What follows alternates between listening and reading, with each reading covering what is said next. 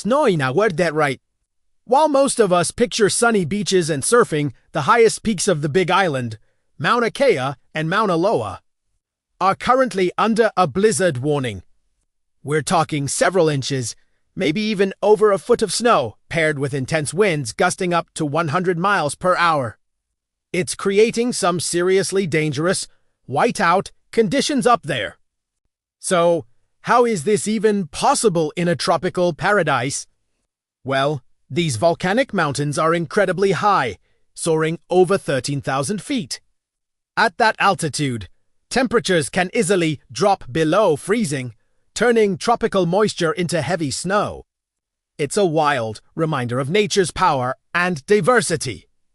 While you probably won't be building a snowman on Waikiki Beach anytime soon, it's fascinating to see a winter wonderland in the middle of the Pacific.